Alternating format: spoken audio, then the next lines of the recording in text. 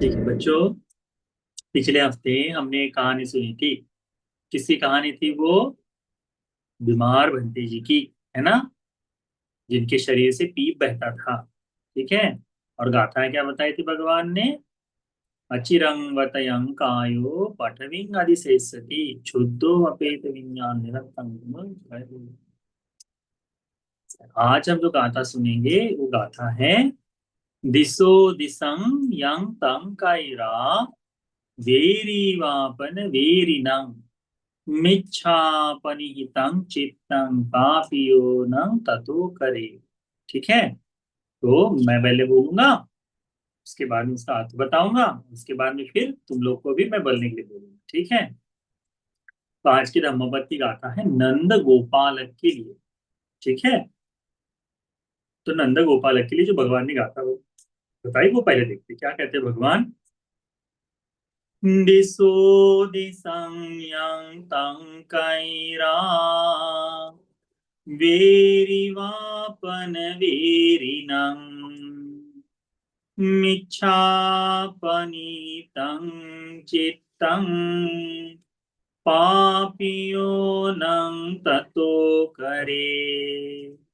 इसका मतलब होता है कि जैसे शत्रु शत्रु के प्रति, बैरी बैरी के प्रति जितना भी अहित करना है, यानी कोई एक आधा शत्रु हो, वो शत्रु अपने दूसरे शत्रु का हक, शत्रु के बारे में बोलता है ना, वो। और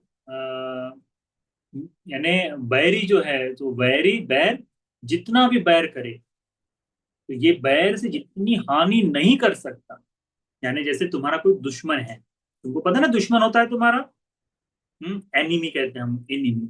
ठीक है। तो कोई दुश्मन है तुम्हारा, तो तुम उस दुश्मन का कितना नुकसान कर सकते हो?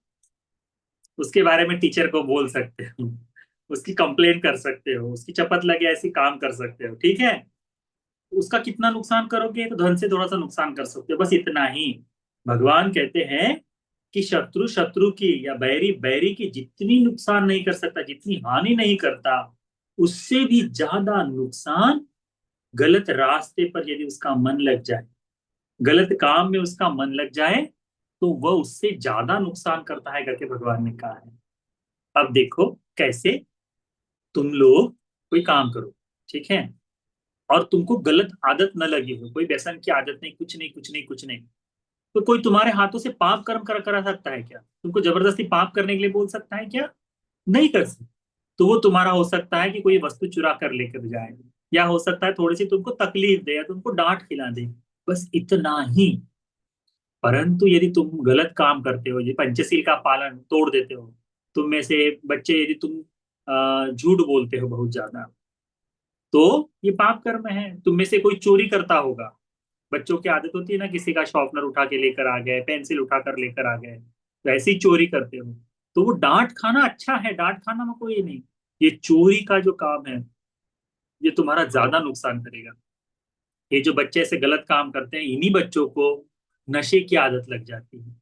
नशे की आदत लग गई तो पूरी जिंदगी बर्बाद है। चाहे बहुत धन कमा ले, बहुत पैसा कमा ले, बहुत पैसा हो जाएगा, परंतु नशा तुमको खत्म कर देगा।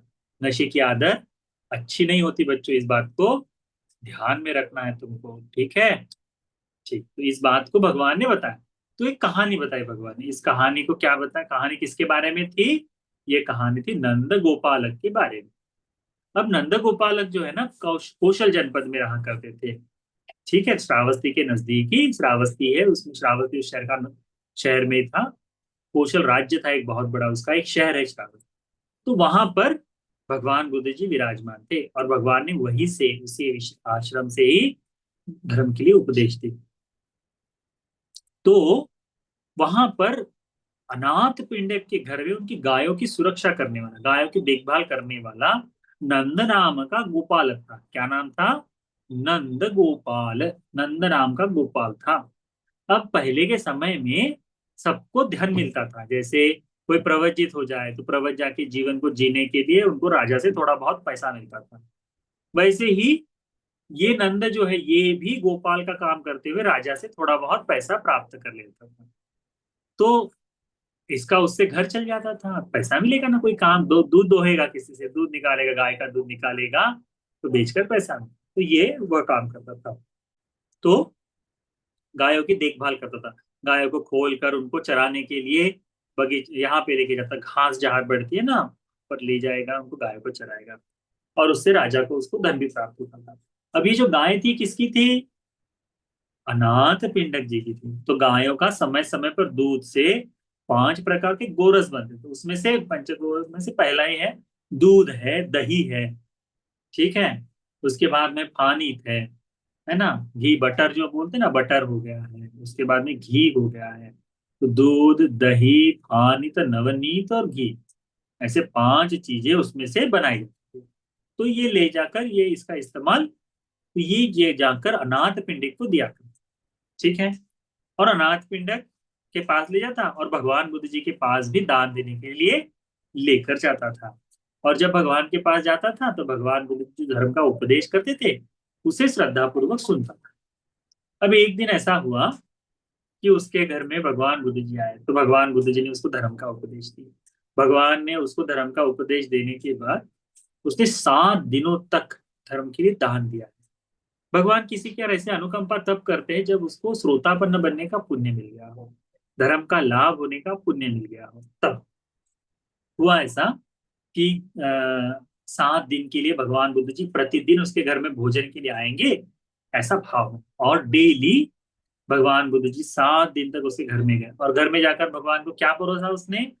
तो दूध से निर्मित पंचगोर पंच पकवान जो है ना, तो दूध आदि से ही बने हुए सभी अन्न को दिया। कभी घी, बटर है, नवनीत है, पानित है, दूध है, दही है, इस तरह की एक एक चीजें दान दिया।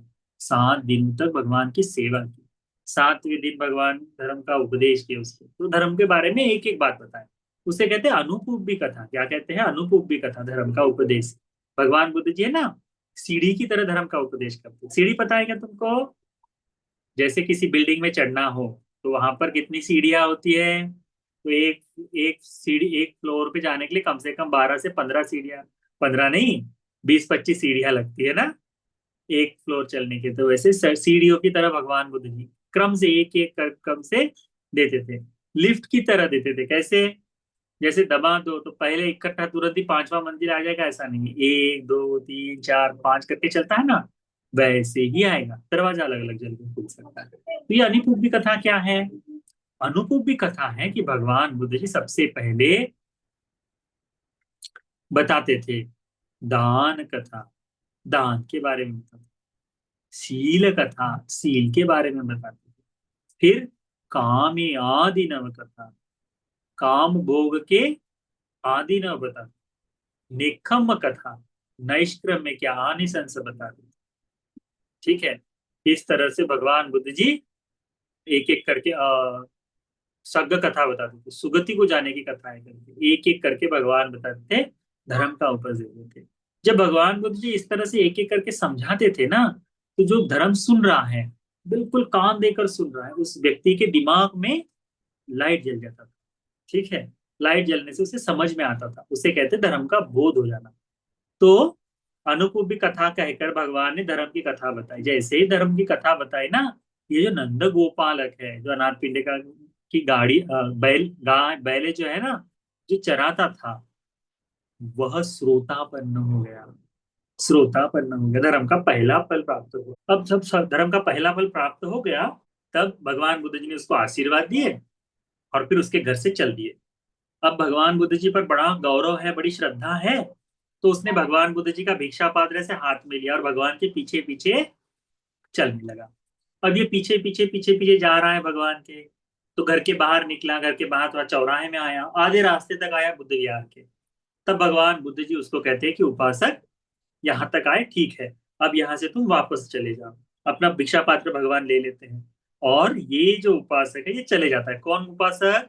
नंद गोपालक। नंद गोपालक अपने घर में जाने के लिए वापस जाता है।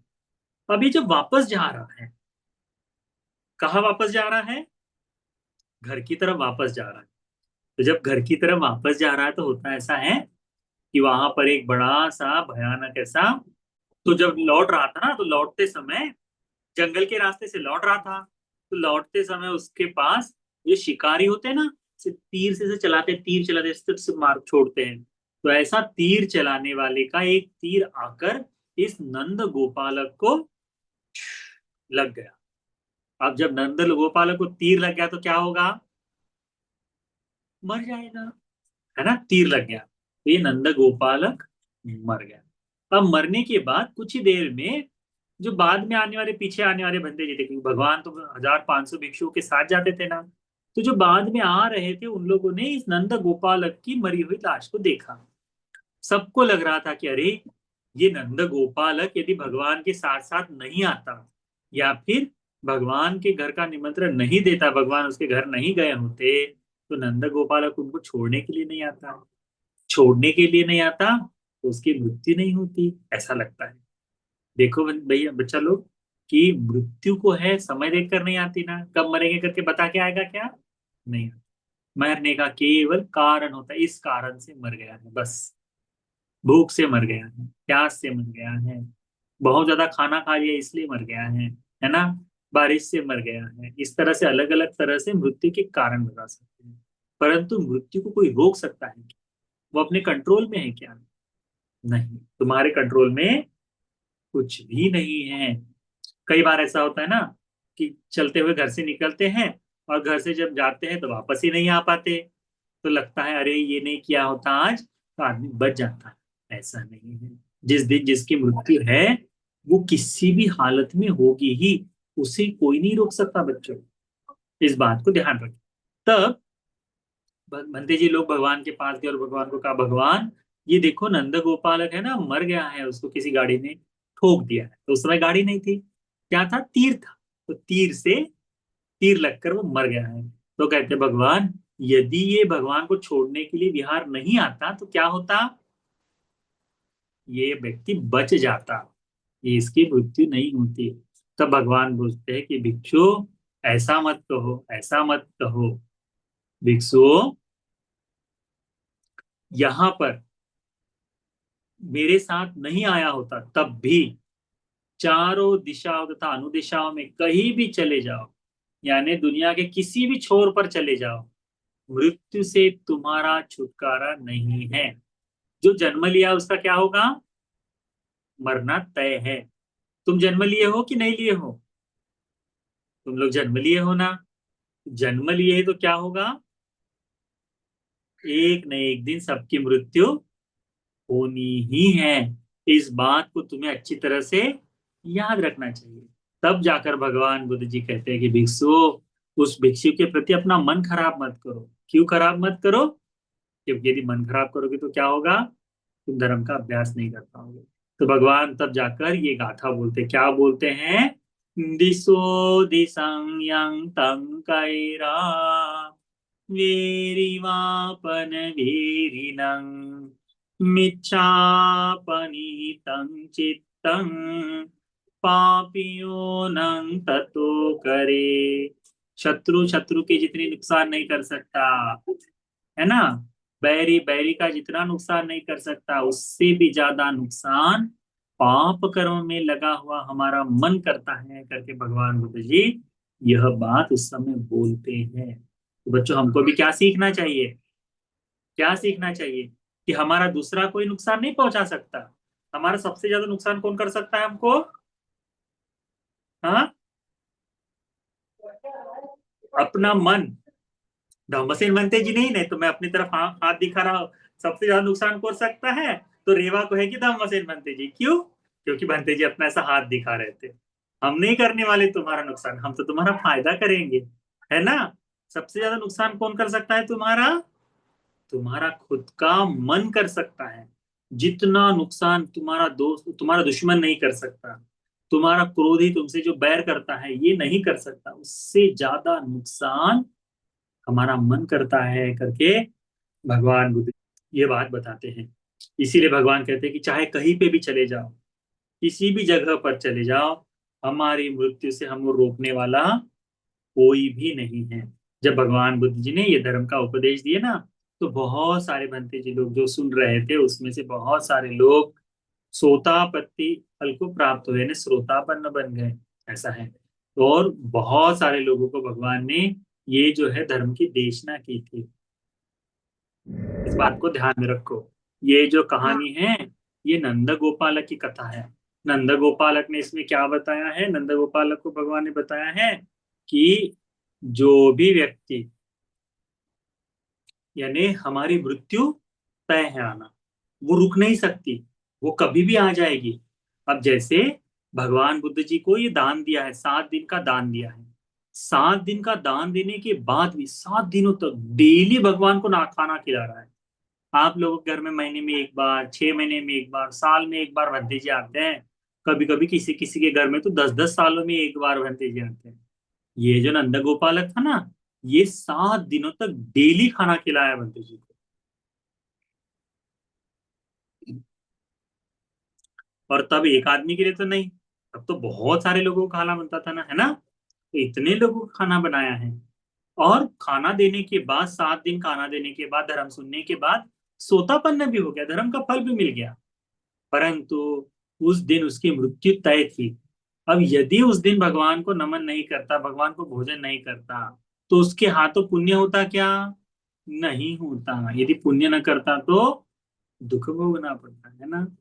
तो भगवान के कारण पुण्य किया है, इसी कारण से उसे मुक्ति के मार्ग पर जाने का मौका मिला है, सोतापन्न फल बना है। इसीलिए ये गाथा भगवान बुद्ध जी ने बताई थी। इतनी समझ में आई तुम बच्चों को गाथा?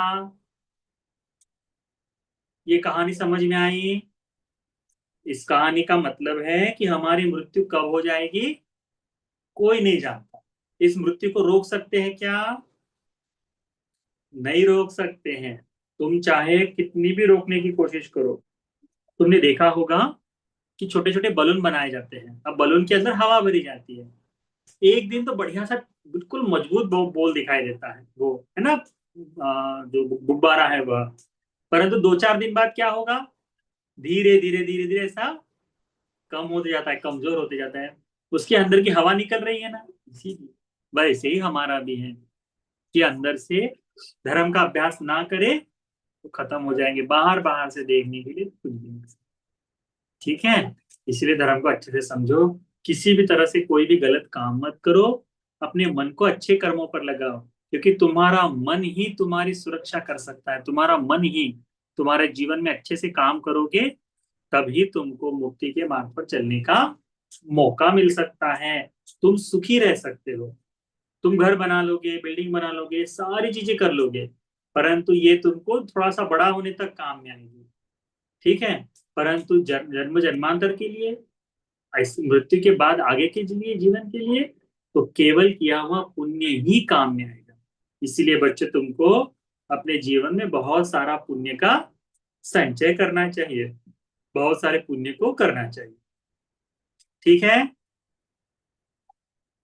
ठीक। आज के लिए इतना काफी है। जो बताया वो समझ में आ गया क्या? ठीक है। तो क्या बताएं आज? इस बात को ध्यान में रखना कि हमारी मृत्यु कब आएगी पता नहीं है। चाहे कुछ भी हो जाए, हमारी मृत्यु को कोई नहीं रोक सकता, वो आनी ही आनी है।